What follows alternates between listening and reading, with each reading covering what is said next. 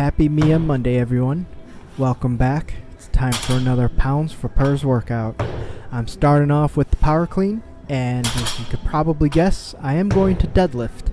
But there is a little bit of a caveat to that, and that is, instead of just going with the same program that I was using before the lockdown, I actually decided to go with the original one that I was going to do upon my return to the gym. And that is one that entails lighter weights but also higher volume.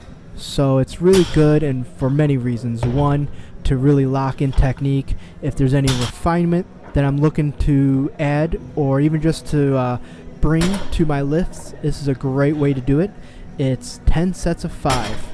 Pretty simple. And then other than that, restricted recovery times. So what that means is there is a set pattern to how I'm executing my sets, and so I'm getting those 5 reps. Nothing really special with it, just get the 5 reps done, and then I rest for 90 seconds. Now, I actually bought a smartwatch, I think it was at least a couple years ago, for the sole purpose of being able to monitor my recovery times. And as you make progress with this type of program, it does get tough. And it doesn't take very long, but it also does depend on where you start. So you do want to go relatively light. I'm using 315. That is a light deadlifting weight for me. It's a warm-up set typically.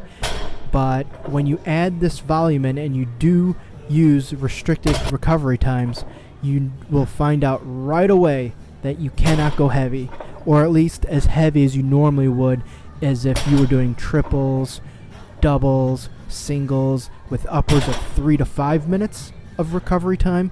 This is 90 seconds. It's not a lot of time. It goes by relatively fast, especially when you get past set 5, let's say, like what I'm doing right now. But it's quite good. It gives you some conditioning benefits. You are using big movements still, and it's, again, a nice way to lock in your technique.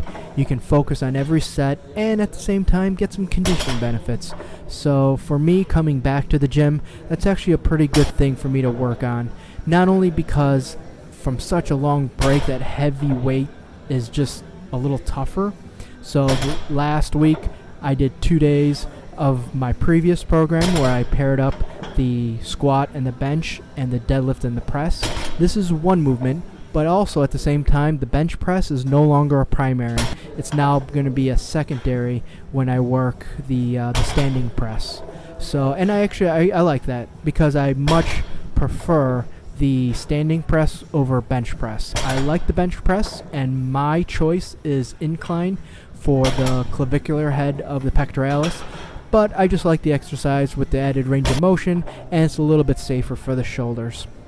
And I highly value shoulder strength and actually shoulder health. So 10 sets of 5 on deadlift. Again, 315, easy weight, but that's on purpose. I want this to be easy. I have a good amount of room for growth. I'm not going to do this for a very long time. It's really just to get back in the swing of things and get not only good enough volume in, but also do get that conditioning aspect as well. The only thing you guys are not seeing in this video is my accessory. My usual go-to accessory is a Pendlay row, or really a row of any sort, but I decided, you know what, at home I haven't really been doing much of anything for upper back, so I went with a clean grip high pull. Sometimes you'll see it as a clean extension or a clean high extension, but it's a very good exercise, explosive, gets a lot of the fibers throughout the entire upper back. Great exercise. But so tomorrow I'm going to probably do my overhead press and then squat after that. Alright guys, thank you so much, and remember, adopt, don't chop.